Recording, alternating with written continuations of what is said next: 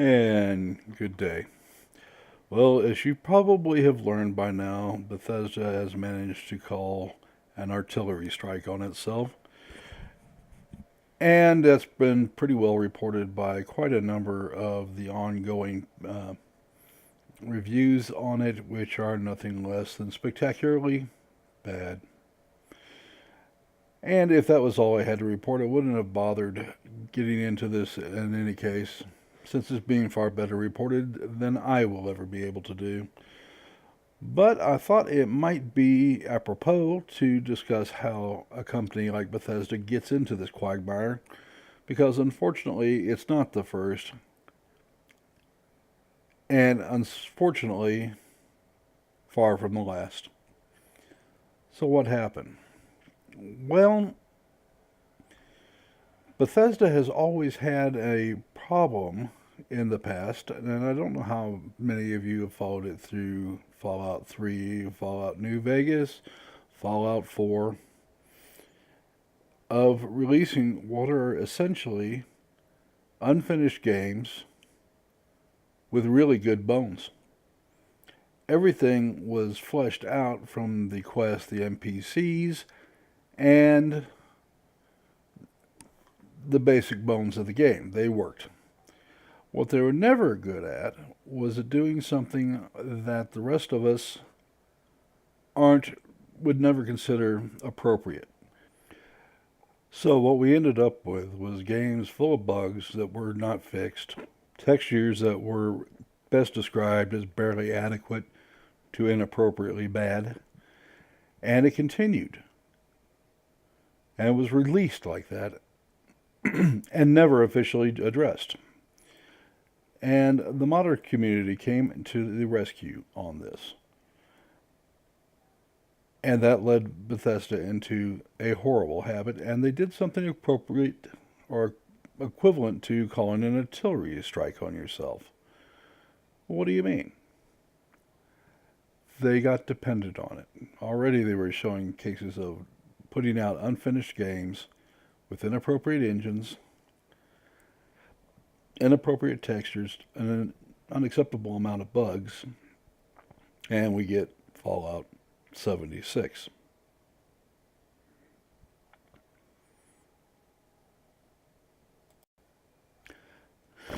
Now, this isn't the first time, and it's far from the first time.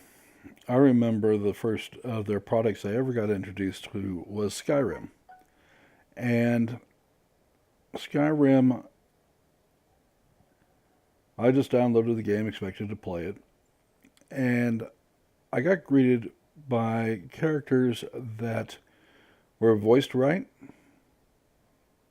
and moving down a cart with other prisoners, and they looked horrid. I mean, characters that had noses so broad they looked like they belonged on Neanderthals, skin that looked like blasted sandpaper, and it just got on and on and on. And then I started running into the bugs. And I thought, this is horrible. And then somebody said, you need to go to Skyrim Nexus. Okay, so I went. And there were the patches that the modding community had done. So the company, and you have to get this in context, Bethesda never fixed the bugs. Never. They were done by the modding community. And then you're looking at characters that you're supposed to interact with as blocky faces that I would have thought would have been more appropriate to 1994 than the 2000s, talking to you in these horrible outfits. But the game was playable at least. And you've got to conceptualize it. This is a game they released on the market for the modding community to fix. And they did. They really did. And then they came out with Fallout 4, and all the same problems were there.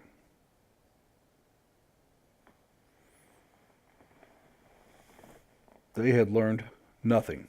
Well, the faces looked a little better, and the skeletons underneath were somewhat better. Um, but still, a lot of bugs, and a lot of work, and textures that were pretty darn poor by today's standards. You don't go into The Witcher and expect to have to go redo character maps, eye fixes, new skeletons. But Bethesda did that routinely. Fallout 4, I got to looking at this and realized I have 40 mods working to get this game to what I would consider an acceptable 2018 condition. Now, it was released before that, but, folks, come on.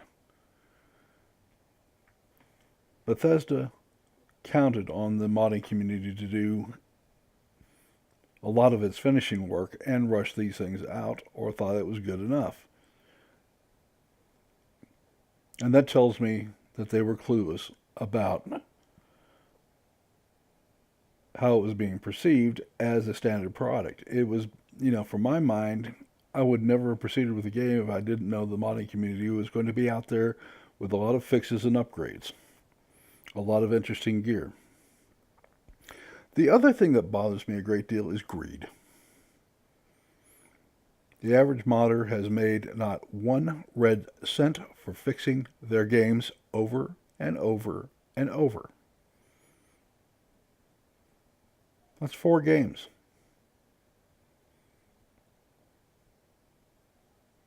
4 games of which people in the community have fixed them and have been paid not a dime. Now, there are lots and lots and lots of reasons to say, yeah, this is wonderful, but why are we doing this?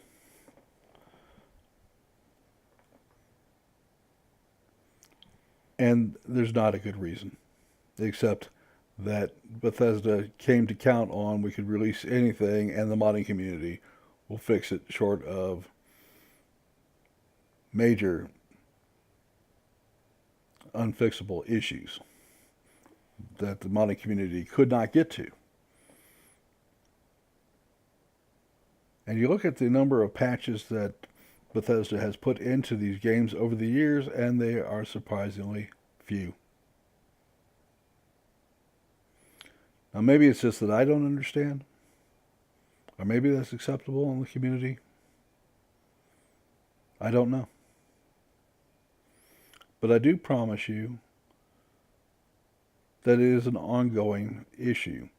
The problems with Fallout 76 was when they announced it to me, I foresaw major issues. That's why I didn't run out and buy it. Because when you think of a MMO / single player, solo player game, that alone throws up a lot of dichotomies that just cannot be answered very well unless you're really going to focus on one or the other.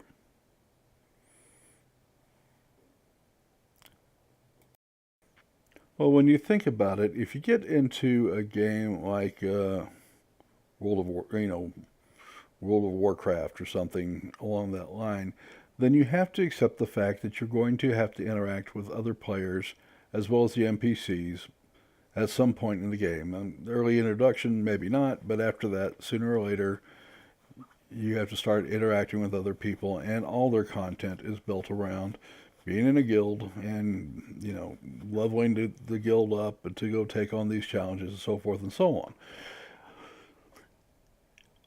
But how does that work in an audience that was raised to an RPG solo playing where you have to put in lots of content that they can enjoy solo? And that's an awfully high hurdle to go over. And it wasn't addressed. So what you have there is a case of minimal effort. If you want to follow the story as it sits in Fallout 76,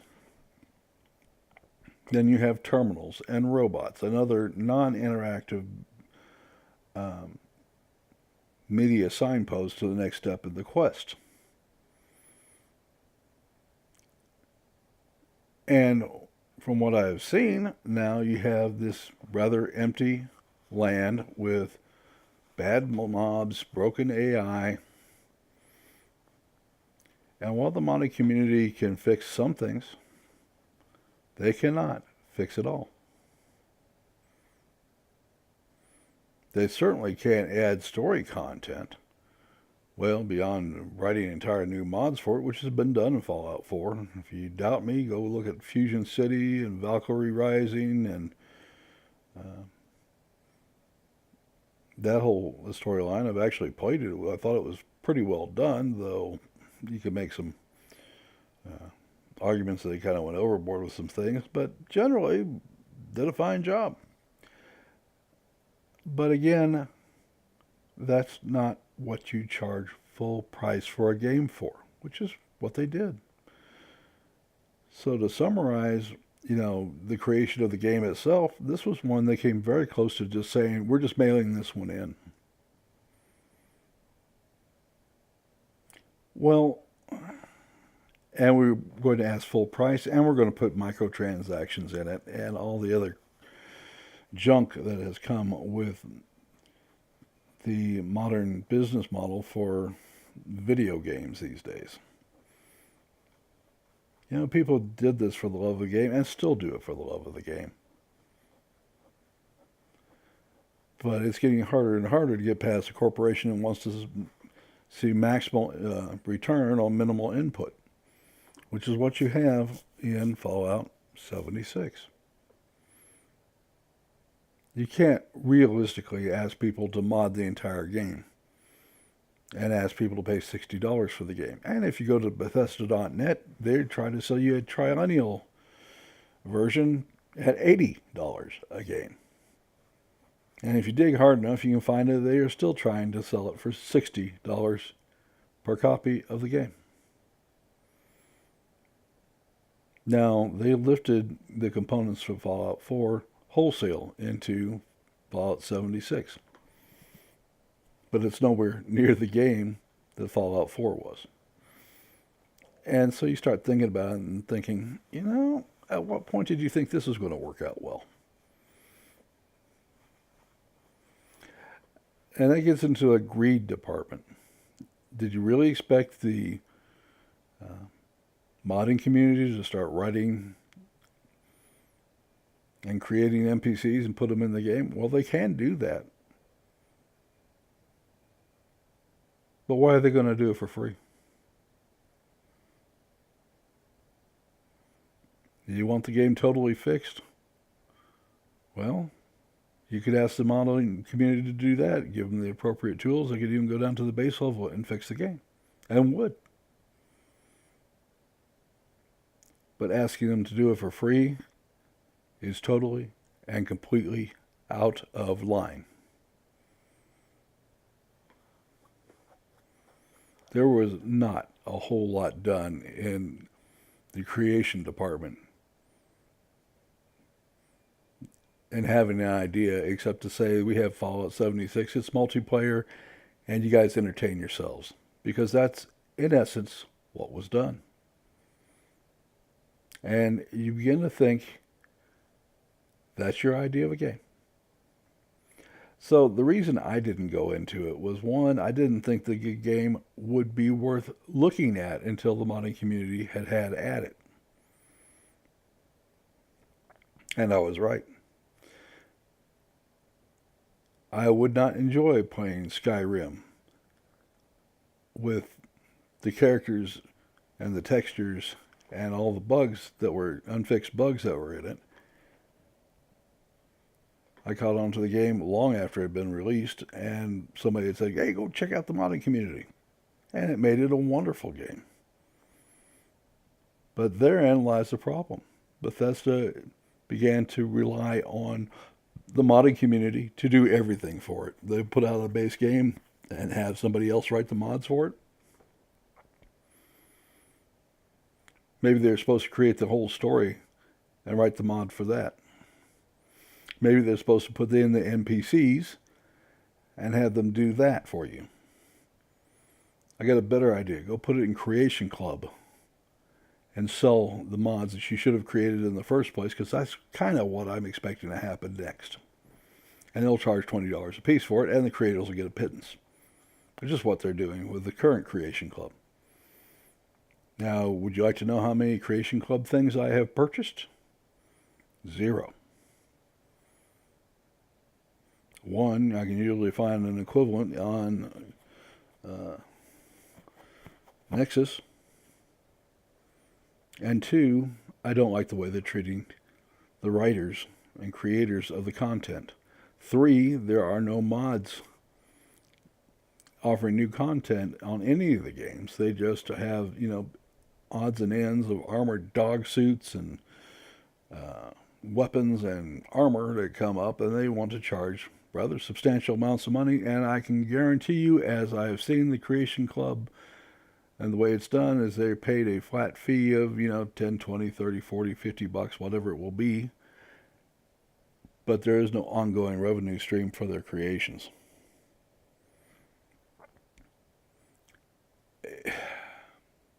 Folks, I'm all for corporate America making a dollar. Don't get me wrong. It's got to be that way. But there comes a point where you got to say, enough's enough. The FTC, in my opinion, should slam Bethesda with a major fine and should make them refund all the money that they have stolen. And in this case, it was literally stolen from consumers. And while we're on the subject, if you want to put out a game that is essentially a casino, and they did not do this here. They just have ridiculously overpriced cosmetic changes that you can outright purchase. But if you want to move a online casino for my kids to play and get hooked on gambling, I will never purchase your product. I will never allow it in my house. And I think that anybody that does is an idiot. If you want to gamble, go to Las Vegas. There are lots of gambling sites you can get to and gamble. If you want to charge outrageous amounts of money, again, with little or no input, which is the model that, make no mistake, Bethesda has gone into, this is the result. You get a shell of a game, and I can guarantee you what's coming next is they're already issuing patches to break the major fixes that they put the game out with, because it's not even, to my mind, it is a first stage beta release. They're charging $60 a piece for it, by the way. Well, cute for what it is, but what are you going to do? Don't buy their stinking game. Not in this condition. I didn't have a whole lot of intention of buying the game anyway until the modding community had it. But there comes a point where you start saying, you got to earn your money. I don't go to work for free and expect top dollar. I don't sit in my house and do nothing and expect top dollar. But these corporations are more and more getting to be exactly that. And Bethesda is now the worst of them. Well, I don't know. No Man's Sky would come very close to that. But I will tell you, for as detestable as the CEO of that corporation was, for out lied to the public to get money, if you look at the E3 announcements, Bethesda CEO was going him one for one. They put out a incomplete game with no story and wanted to charge $60 a piece and have you buy their cosmetic junk for overpriced amounts. I mean, pathetically overpriced. Because One hit's not enough. And on top of that, we can't actually create the stuff. We have to rely on a modding community, which we will engage at below slave wages.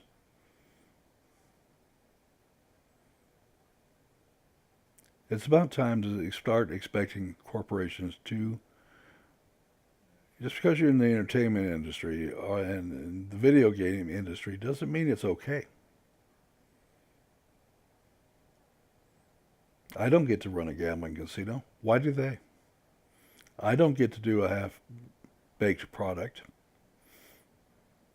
and expect somebody to pay for it. There's lots of cheats out there. There always will be. I just don't expect them to come out bald-faced life to me and get away with it. And I understand the people that paid $200-something for canvas bag and this, that, and the other were told it was too expensive. They couldn't do it, and you can't have your money back. Oh, Lord. There's a proverb out there by P.T. Barnum that said there's a sucker born every minute, but they always forget the second line, and there's two to take him.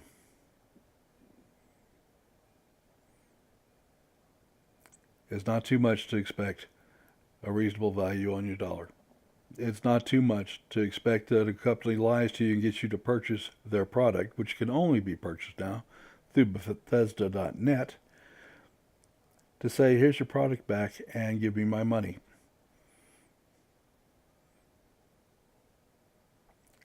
And it comes time to start holding people accountable for what are reasonable expectations. Promising people for a bug-filled product and not going and then not honoring returns. You don't get to do that in retail. You don't. Mail orders somebody what's claimed to be a first-class, high-value,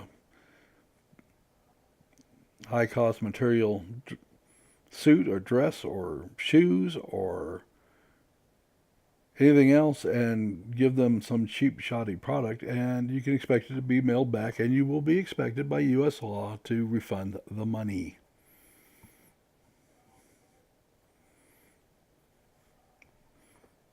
Bethesda apparently didn't get that memo. Asking the community at large to fix your products, let alone create major content for your products so they work, has gone on way too long. Now, this is nothing against the modding community. I want you to know from the bottom of my heart how grateful I am that people put this kind of time and money into it. But I also want to see them get paid.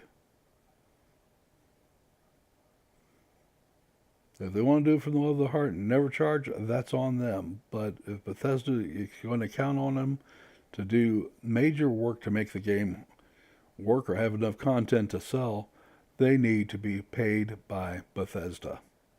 And I don't mean 20, 30, 40 bucks for a one-time fee to use their product endlessly with no revenue stream. I don't care how they do it, but either pay these people by the hours, bring them on as Bethesda employees, give them an ongoing revenue stream, but give people a reason to contribute. If that's really the model you want to follow, the only part of it that doesn't make sense is the part where you want the labor for free. And which is essentially what they've done to make their games work until now. They did it in Fallout 3. They did it in Fallout New Vegas. They did it in Fallout 4. They did it in Skyrim. And I bet if they haven't got their toes burned bad enough, they're fixing to do it with Skyrim 2 or Elder Scrolls 6 or whatever you want to call it. I could almost guarantee you that's on the menu. How to do something quick, fast, and cheap. Turn out a substandard product that you could not sell on the open market if people knew about it in advance, and count on your modding community to fix everything and make it right for nothing. Folks, it's only going to keep going for as long as you let it. If you buy the product and it's not fixed, it's on you.